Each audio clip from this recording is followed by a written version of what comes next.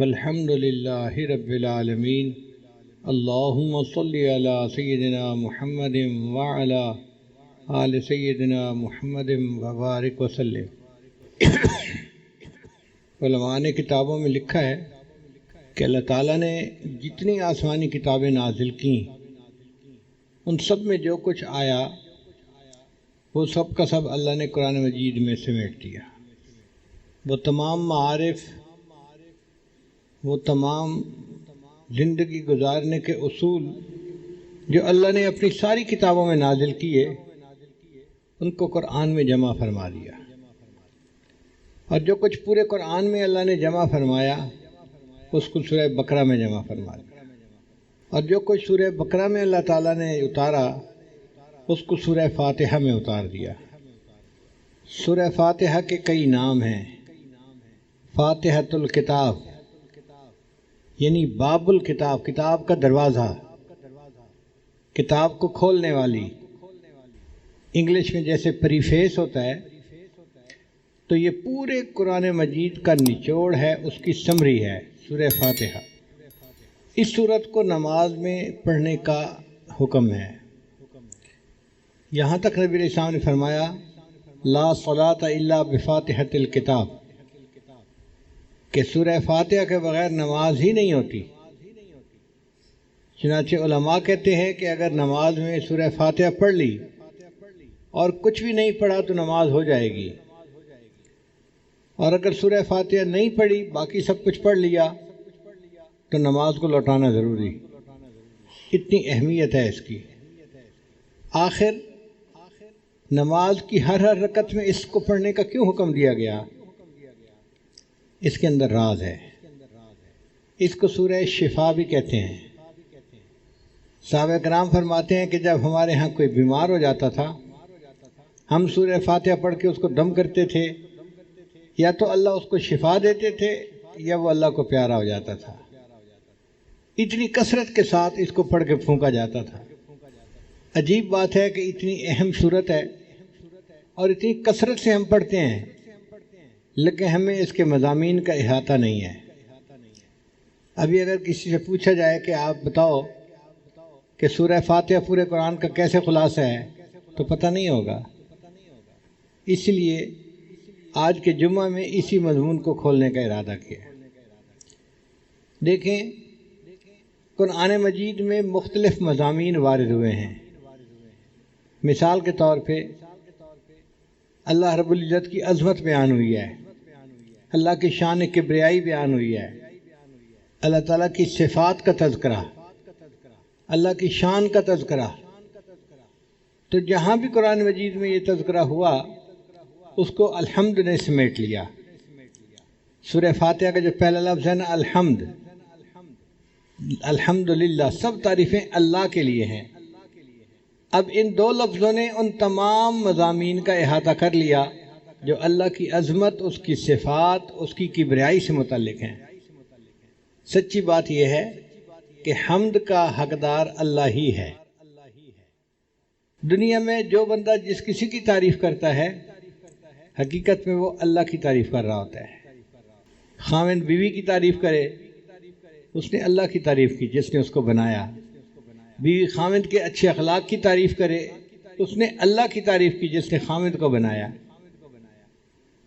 ہم آسمان کی تعریف کریں، زمین کی کریں، سمندر کی کریں، درختوں کی کریں، پھولوں کی کریں، پھلوں کی کریں، وہ ان کے پیدا کرنے والے پروردگار ہی کی اصل میں تعریف ہے۔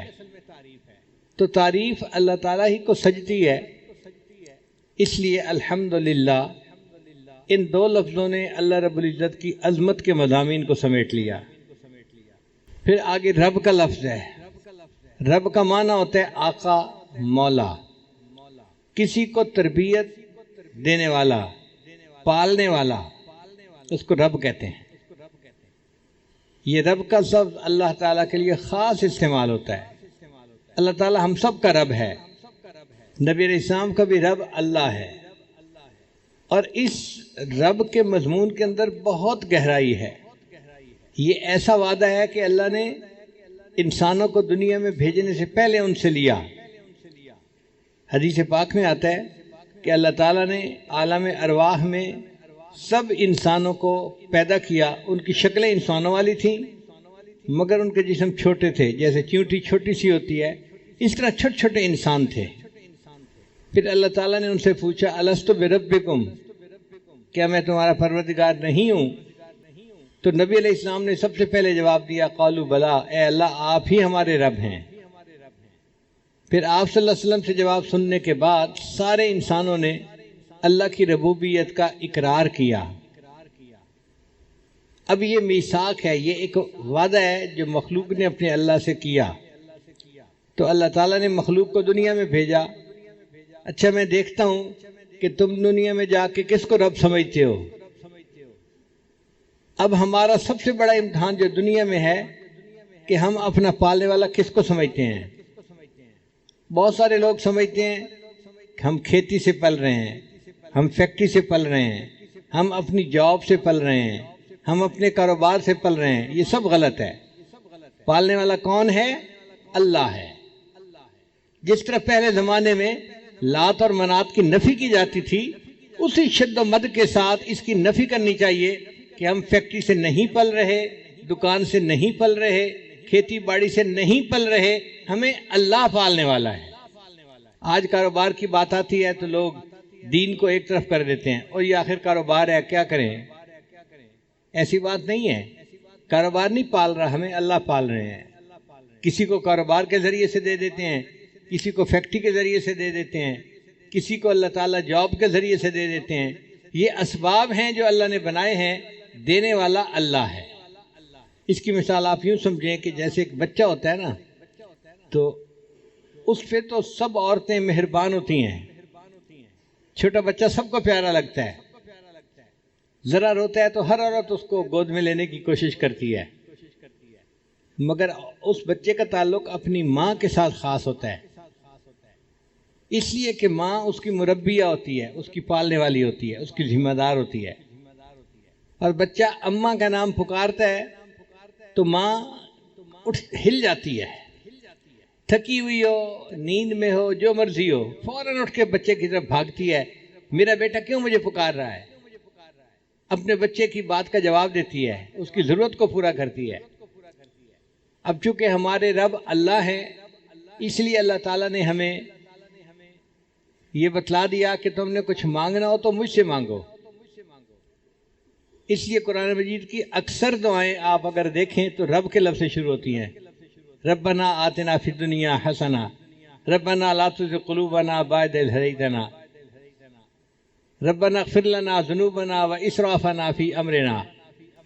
تو رب کے لفظ سے دعائیں مانگنی سکھائی گئیں۔ کیوں؟ کہ جب بندہ یا رب یا رب یا رب کہتا ہے تو اس کی مثال ایسے ہی ہے جیسے کوئی بچہ امی امی امی کہہ رہا ہوتا ہے۔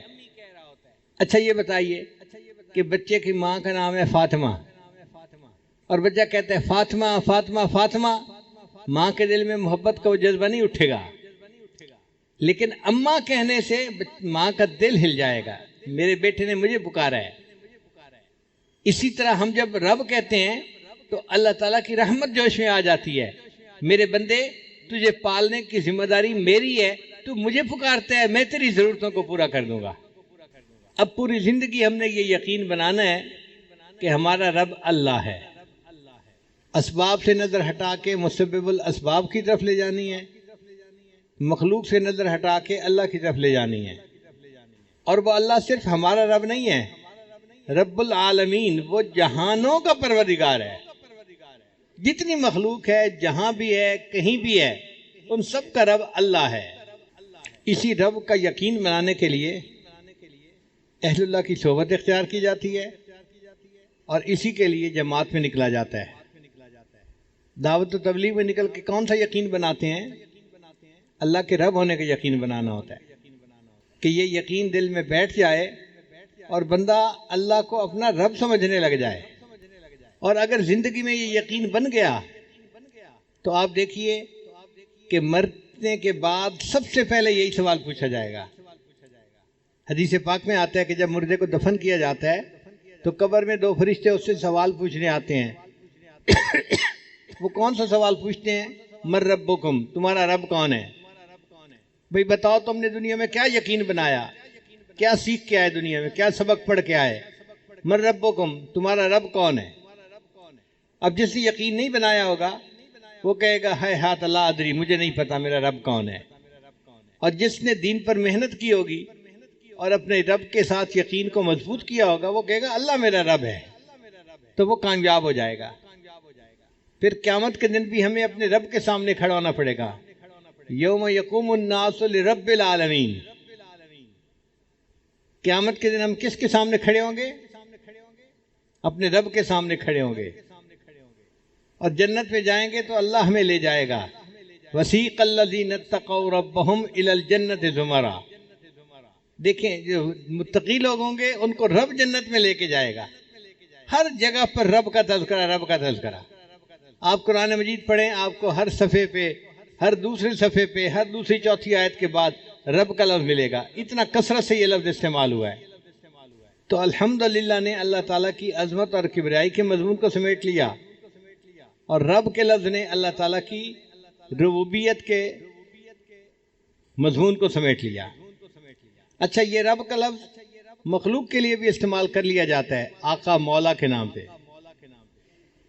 جیسے حضرت یوسف علیہ السلام نے فرمایا تھا وَاذْكُرْنِي عِنْدَ رَبِّكَ، اپنے آقا کے سامنے میرا بھی تذکرہ کرنا۔ اور ایک مرتبہ فرمایا اِنَّهُ رَبِّي أَحْسَنَ مَثْوَايَ، یہاں ربی کا لفظ جو انہوں نے کہا تو یہ مخلوق کے لیے تھا۔ تو سوال پیدا ہوتا ہے کہ یہ رب مخلوق کے لیے کیوں استعمال کیا؟ تو علماء نے جواب دیا ہے کہ سمجھانے کے طور پر، چونکہ ماں باپ بچے کو پالتے ہیں اس لیے ان کو کہا کہ یہ مربی ہیں، کما ربیانی صغیرہ، اصل پالنے والا اللہ ہے، لیکن چونکہ یہ ظاہری سبب بن رہے ہیں ان کے لیے بھی لفظ استعمال کر دیا گیا۔ اب اللہ کی جو ربوبیت ہے وہ راحمانہ بھی ہو سکتی ہے، قاہرانہ بھی ہو سکتی ہے۔ بچے کو پیار سے بھی پالا جا سکتا ہے اور مار کے بھی پالا جا سکتا ہے۔ بچہ بڑا بن جائے گا، بعض بچوں کو ماں باپ نے بہت شفقت دی ہوتی ہے اور بعض پہ بہت سختی کی ہوتی ہے، بچے پل جاتے ہیں۔ تو اب سوال یہ پیدا ہوتا ہے کہ اللہ تعالیٰ کی ربوبیت جو ہے مخلوق کے ساتھ کیسی ہے؟ آگے فرما دیا الرحمن الرحیم، وہ رحمت کی ربوبیت ہے، اللہ مہربان ہے اپنی مخلوق کے اوپر۔ الرحمن اور الرحیم اس کے 4 نقطے ہیں۔ رحمان کہتے ہیں وہ ذات کہ جس کی رحمت دنیا میں عام ہو سب کے اوپر، اور رحیم کہتے ہیں کہ جس کی رحمت ایمان والوں کے لیے آخرت میں خاص ہو۔ دوسرا نقطہ، رحمان کہتے ہیں اس کو جو ہر چیز دیتا ہو، چھوٹی بڑی، اور رحیم کہتے ہیں کہ جو بڑی بڑی چیزیں بھی بندوں کو دیتا ہو۔ پھر رحمان کہتے ہیں جو اپنے اور پرائے سب کو دیتا ہو، اور رحیم کہتے ہیں کہ جو اپنوں کے لیے خاص مہربان ہو۔ تو رحمان اور رحیم کے اپنے اپنے انداز ہیں۔ وَقَانَ بِالْمُؤْمِنِينَ رَحِيمًا، اور اللہ تعالیٰ ایمان والوں کے لیے خاص رحمان رحیم ہوگا قیامت کے دن۔ اور ایک چوتھا فرق یہ ہے کہ رحمان کا لفظ اللہ کے لیے استعمال ہوتا ہے، مخلوق کے لیے استعمال نہیں ہو سکتا۔ رحیم کا لفظ اللہ کے لیے بھی استعمال ہو سکتا ہے، مخلوق کے لیے بھی استعمال ہو سکتا ہے۔ اس لیے اللہ تعالیٰ نے اپنے حبیب صلی اللہ علیہ وسلم کو رحیم کہا، بالمؤمنین رؤوف الرحیم۔ تو مخلوق کے لیے رحیم کا لفظ استعمال ہو سکتا ہے، رحمان کا لفظ استعمال نہیں ہو سکتا۔ مگر رحمان اور رحیم دونوں صفات کس کی ہیں؟ اللہ رب العزت کی ہیں۔ تو اللہ کی عظمت و کبریائی کے مضمون کو الحمدللہ نے سمیٹا۔ اللہ تعالیٰ کی جو ربوبیت کا مسئلہ ہے اس کو رب کے لفظ نے سمیٹ لیا، اور اللہ تعالیٰ کی جو صفات ہیں رحمت کی ان کو الرحمن الرحیم نے سمیٹ لیا۔ پھر قرآن مجید میں قیامت کے دن کا تذکرہ ہوگا تو فرمایا مالک یوم الدین، اللہ تعالیٰ قیامت کے دن کا مالک ہے۔ ایک ہوتا ہے منصف، انصاف کرنے والا جج، وہ جج قانون کا پابند ہوتا ہے، کسی کی فیور کرنا چاہے فیور نہیں کر سکتا۔ اور جی میں قانون کا پابند تھا، میری مجبوری تھی، مجھے تو فیصلہ قانون کے مطابق کرنا تھا۔ لیکن جو مالک ہوتا ہے اس کا اختیار ہوتا ہے، وہ جس کو بخشنا چاہے بخش دے، جس کو معاف کرنا چاہے معاف کر دے، تو اللہ تعالیٰ قیامت کے دن کے مالک ہوں گے۔ جس کو اللہ تعالیٰ معاف کرنا چاہیں گے اللہ اس کو معاف کر دیں گے، کوئی پوچھنے والا نہیں ہوگا کہ جی آپ نے اس کو معاف کیوں کر دیا۔ وہ رب ہے، وہ پروردگار ہے، اور اللہ تعالیٰ جو قیامت کے دن کے مالک ہوں گے تو اس کے لیے عجیب، سب مخلوق کو موت آ جائے گی جب سور پھونکا جائے گا، انسان، حیوان، چرند پرند، جن، سب کچھ مر جائے گا، صرف سور بچے گا اور حضرت اسرافیل علیہ السلام بچیں گے۔ اسرافیل علیہ السلام سور پھونک رہے ہوں گے، ساری مخلوق مر جائے گی۔ پھر ایک وقت آئے گا کہ اللہ تعالیٰ اسرافیل علیہ السلام کو بھی موت دے دیں گے اور سور کو بھی توڑ دیا جائے گا۔ اس وقت مخلوق میں سے کوئی دنیا میں نہیں ہوگا۔ جب کوئی نہیں ہوگا اللہ تعالیٰ فرمائیں گے لمن الملک اليوم، آج کس کی بادشاہی ہے؟ کوئی جواب دینے والا نہیں ہوگا۔ پھر اللہ خود فرمائیں گے للہ الواحد القہار، ایک اللہ قہار کی بادشاہی ہے۔ پھر قیامت کا دن ہوگا اور اللہ تعالیٰ اس دن کے بادشاہ ہوں گے، مالک ہوں گے۔ تو قیامت کے مضمون کو اس مالک یوم الدین نے سمیٹ لیا۔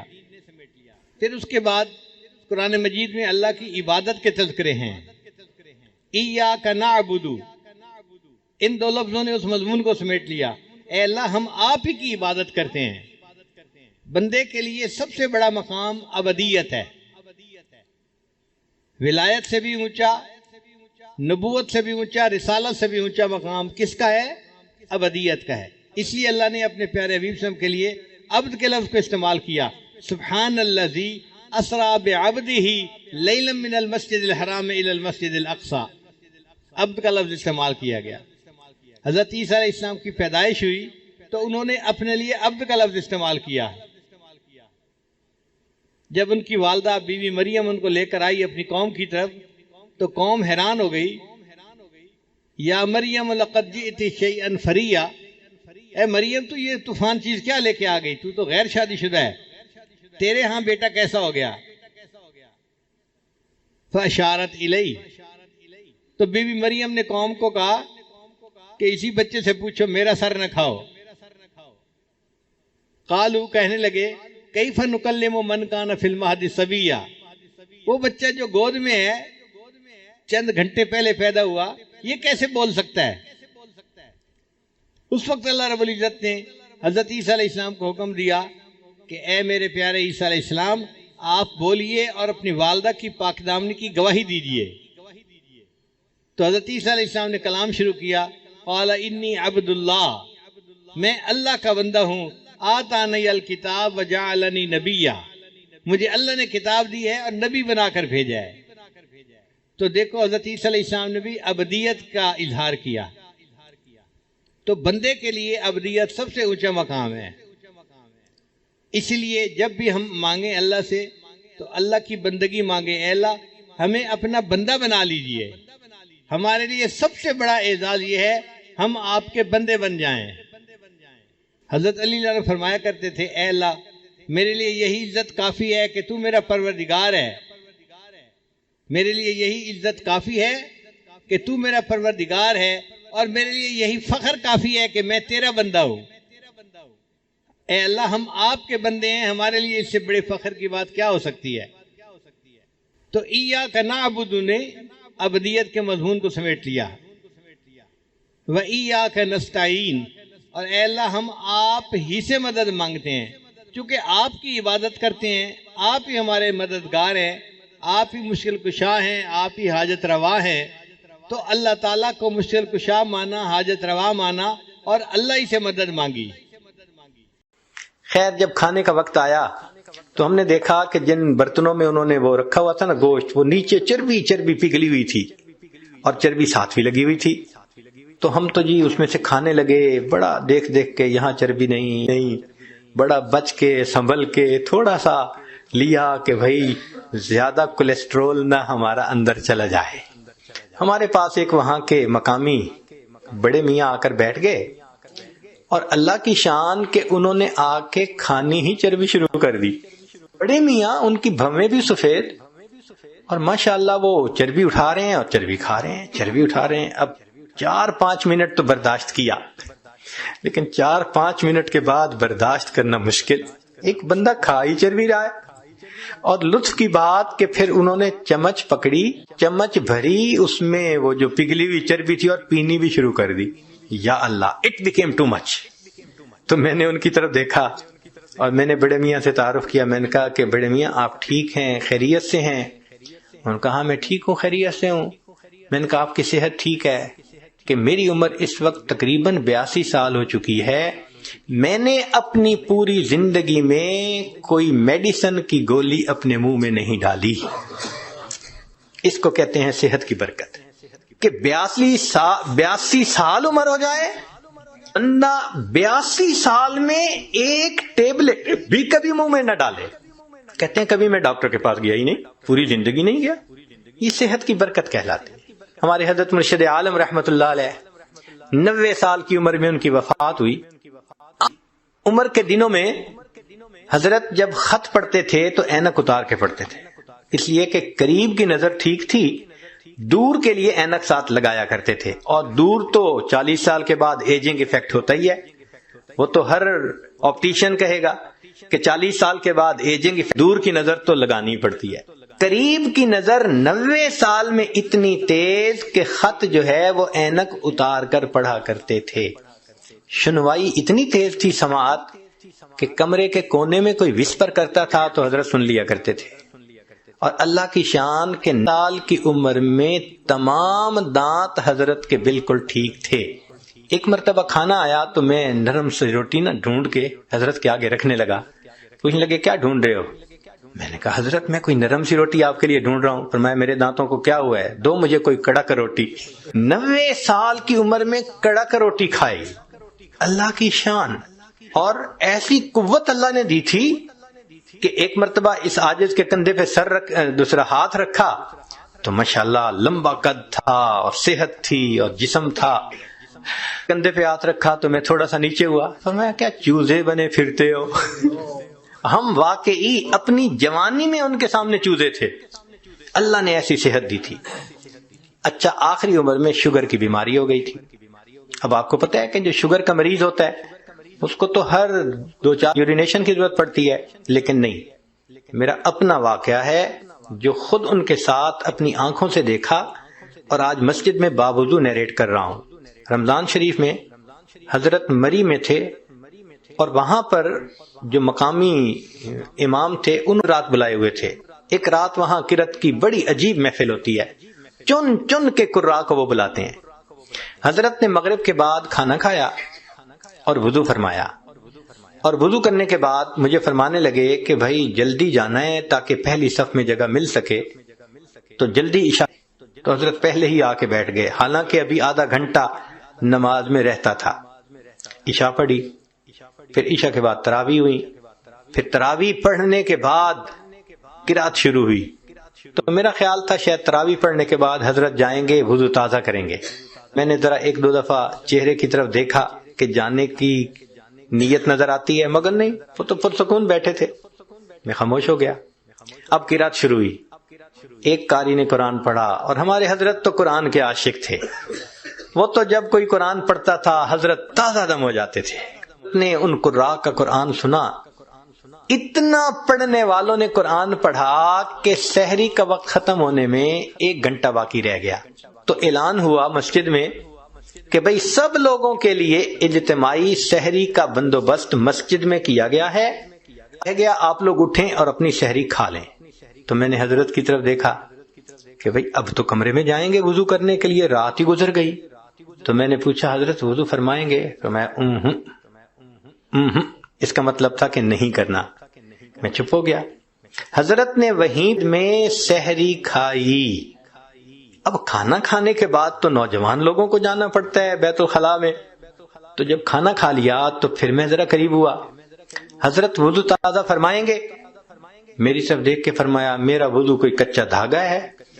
یہ الفاظ کہے, میرا وضو کوئی کچا دھاگا ہے. میں خاموش ہو گیا. اب فجر کا وقت ہو گیا. تو اس عاجز کا خیال تھا کہ بس حضرت فجر پڑھیں گے اور فوراً چلے جائیں گے. حضرت نے فجر کا سلام پھیرا اور ممبر کے اوپر آ کر بیٹھ گئے, اور حضرات کو کہ ساری رات تم نے مجھے قرآن سنایا ہے، اب میں تمہیں قرآن سناؤں گا۔ اور حضرت کا درس قرآن تو عجیب ہوتا تھا، فجر کے بعد اس کو مس نہیں ہونے دیتے تھے۔ پھر میرے دل میں خیال آیا کہ بھئی جیسے رمضان شریف میں مختلف مسجدوں میں تعلیم کی 5 منٹ کی، 10 منٹ کی، 4 منٹ کی، تو اس طرح حضرت تھوڑا سا درس دے دیں گے۔ مگر حضرت تو سبحان اللہ قرآن کی آیتیں پڑھ رہے ہیں، اور جذبے میں ایسے تھے کہ فرمایا تم سب علماء کو راہو، مجھے ترجمہ کرنے کی کوئی ضرورت نہیں، بس ایک آیت پڑھ رہے ہیں اور اس مضمون کی دوسری آیت پڑھ رہے ہیں، اور پھر تیسری آیت پڑھ رہے ہیں، پھر چوتھی آیت پڑھ رہے ہیں، آیتیں ہی آیتیں پڑھتے جا رہے تھے۔ حضرات علماء حیران تھے، کیا الہامی مضمون بیان ہو رہا ہے۔ لو جی، حضرت نے اتنا لمبا بیان کیا کہ اشراق کا وقت ہو گیا۔ اسی طرح روزہ دار کو بھی روزہ رکھنے سے اللہ کا خاص قرب نصیب ہوتا ہے۔ یہ قرآن مجید دستور حیات ہے، منشور حیات ہے، ضابط حیات ہے، بلکہ پوری انسانیت کے لیے آب حیات ہے۔ قرآن مجید پڑھنے کی اپنی ایک لذت ہے۔ جس طرح دھوپ سے آیا ہوا شخص آئس کریم کے لقمے کو بڑے شوق سے کھاتا ہے، اسی طرح جن کے دل صاف ہوتے ہیں وہ قرآن مجید کے ایک ایک آیت کو، ایک ایک لفظ کو اس طرح لطف لے کر پڑھتے ہیں۔ اللہ فرماتے ہیں لا یمسہ الا المطہرون، قرآن مجید کی یہ لذت نہیں ملتی مگر ان لوگوں کو جو پاک ہوتے ہیں۔ جب تک دل پاک نہ ہو قرآن مجید کی وہ لذت نہیں ملتی۔ صحابہ کرام کو لذت ملتی تھی، وہ قرآن سنتے تھے اور روتے تھے۔ اللہ فرماتے ہیں وَإِذَا سَمِعُوا مَا أُنزِلَ إِلَى الرَّسُولِ تَرَىٰ أَعْيُنَهُمْ تَفِيضُ مِنَ الدَّمْعِ مِمَّا عَرَفُوا مِنَ الْحَقِّ، دیکھا قرآن سنا اور آنکھیں برسنے لگ گئی۔ خود نبی علیہ السلام کا بھی یہی معاملہ تھا۔ سیدہ صدیقہ اللہ فرماتی ہیں کہ ایک مرتبہ نبی السلام نے تہجد میں آیت پڑھی ان تعذبہم فإنہم عبادک وَإِن تَغْفِرْ لَهُمْ فَإِنَّكَ أَنْتَ الْعَزِيزُ الْحَكِيمُ۔ تو میرے آقا صلی اللہ علیہ وسلم کے آنسو زمین پر گرتے میں نے خود دیکھے۔ یہی حال سیدنا صدیق اکبر لانو کا تھا۔ ابو کا صدیق لانو کے بارے میں مشہور تھا کان رجلا بکاء لا یملک دموعہ اذا قرأ القرآن، جب بھی وہ قرآن پڑھتے تھے تو اپنے آنسو روک نہیں سکتے تھے، آنسو گرنے لگ جاتے تھے۔ حضرت عمر لانو کا بھی یہی حال تھا۔ ایک مرتبہ انہوں نے فجر کی نماز پڑھائی تو ایک صحابی فرماتے ہیں کہ میں نے تیسری صف میں ان کے سسکیوں کی آواز سنی۔ حضرت ابن عمر لانو تلاوت کے دوران جب اس آیت پر پہنچے یوم یقوم الناس لرب العالمین تو بہت روئے۔ حضرت سفیان ثوری رحمۃ اللہ نے پڑھا ایاک نعبد و ایاک نستعین، تو اتنا روئے کہ گر گئے۔ حضرت عمر بن عبدالعزیز رحمۃ اللہ علیہ نے تہجد میں آیت پڑھی فَأَنذَرْتُكُمْ نَارًا تَلَظَّىٰ، تو جہنم کا تصور کر کے بے ہوش ہو کے گرے پڑے۔ ایک اور بزرگ کے بارے میں آتا ہے کہ انہوں نے تہجد میں آیت پڑھی وَإِن مِّنكُمْ إِلَّا وَارِدُهَا كَانَ عَلَىٰ رَبِّكَ حَتْمًا مَّقْضِيًّا ثُمَّ نُنَجِّي الَّذِينَ اتَّقَوْا وَنَذَرُ الظَّالِمِينَ فِيهَا جِثِيًّا۔ امام نووی رحمۃ اللہ نے ایک عجیب بات لکھی ہے فرماتا القرآن فَيَبْكِي عَلَىٰ فُقْدَانِ الْبُقَاءِ فَإِنَّهُ أَعْظَمُ الْمَصَائِبِ، کہ جس بندے کو قرآن مجید پڑھنے پر رونا نہ آئے تو وہ اس حسرت پر روئے کہ اتنی بڑی مصیبت اس پر اللہ نے ڈال دی ہے۔